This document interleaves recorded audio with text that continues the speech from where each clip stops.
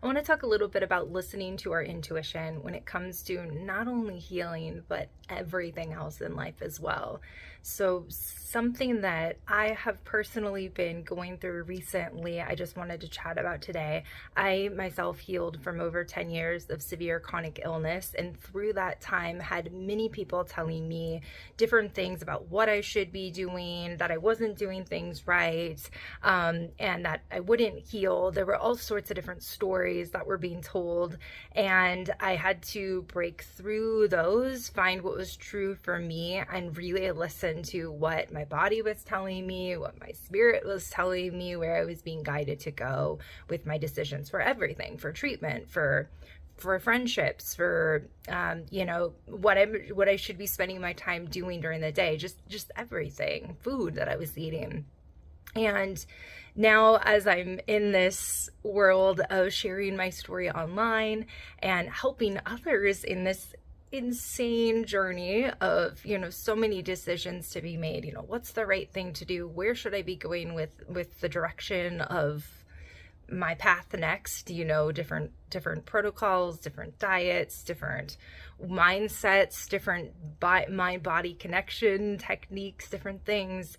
And it's an interesting place to be online, because one is I'm me sharing my story and what I know was true for me, what helped me, how I was able to come from a place of not thinking that I was going to survive much longer, and live the rest of my life just in the symptoms that I was in, to now thriving and being able to do whatever I want to do.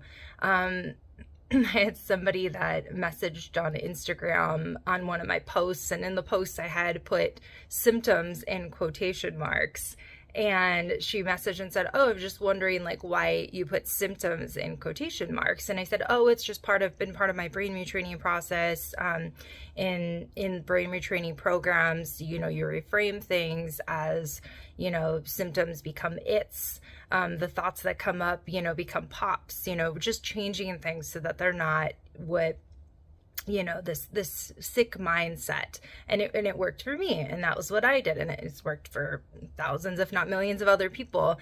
And this person was very upset about that, and said it was just discrediting everything. And I've had many people that have reached out to me over the years and had a similar view on that, or even people who have started programs, and it's tricky to change that, to reframe that. And it also is what feels true and good for you, because that was what felt true and good for me, was to change that term, and turn it into something else. And I was able to use that, and it worked for me. But maybe that isn't what feels good and works for you. So in that case, then just don't change that, keep it as symptoms. I like to say experiences, because everything in life is an experience. So I changed it to the word experiences for myself. And that's what I ask, when I'm working with others. I say, is this something that would feel good for you to do? Would you like to change it to this? It doesn't have to be that, but you can't argue with what works for somebody and what they feel is right for them. And that's what I think, a lot of people, when they're on this journey and they're, online, and they're talking to different people in different groups, support groups, support groups can be a great, great place. And they can also be a place that,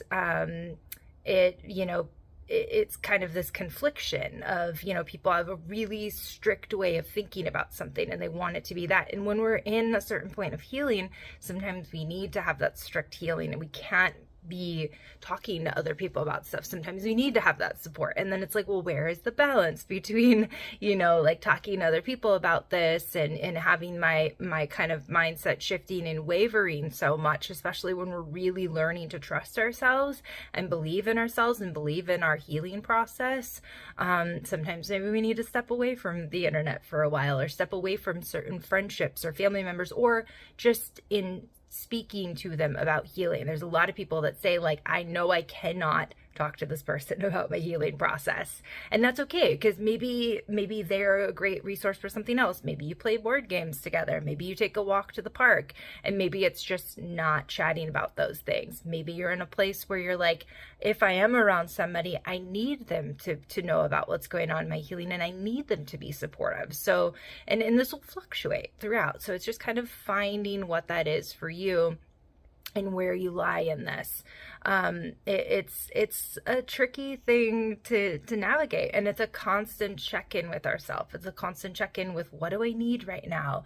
You know, what am I going to try? You know, and maybe it works, maybe it doesn't work.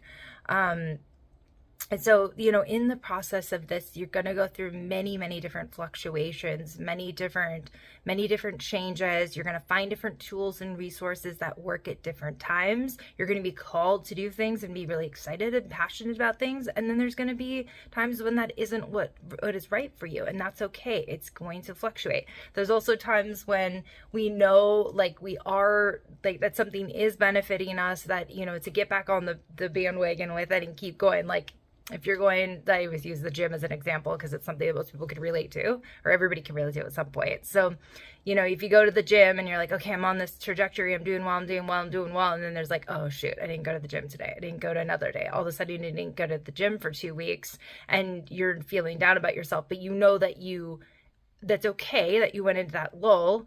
But you also know that getting back into the gym or getting back into that movement of the body is what's going to feel better over time, that is going to keep you strong and healthy over time. So when we have our tools and resources, different programs and things that we're doing, what are the things that we know are going to benefit us in the long run if we keep doing them? Because we've seen progress, we've seen results with them. So what are the things that are going to benefit us to keep going with them?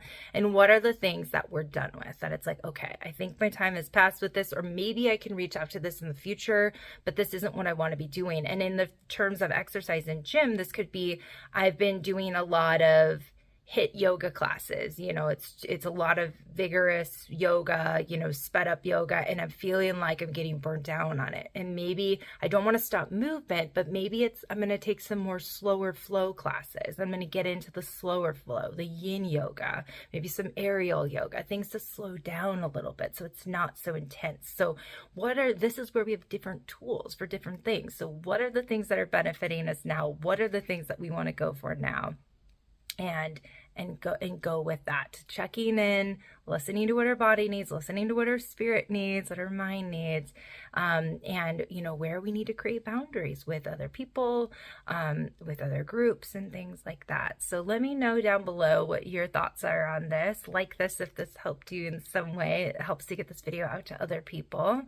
And I am a wellness coach, and I help others on their path to their life journey, their healing journey. So if you're interested in more information about coaching, brain retraining help, I have a link down below. You can reach out to me on Instagram at kimbers.newfrequency, or on my website at kimberlyharder.com. All right, I'll see you in the next video. Bye.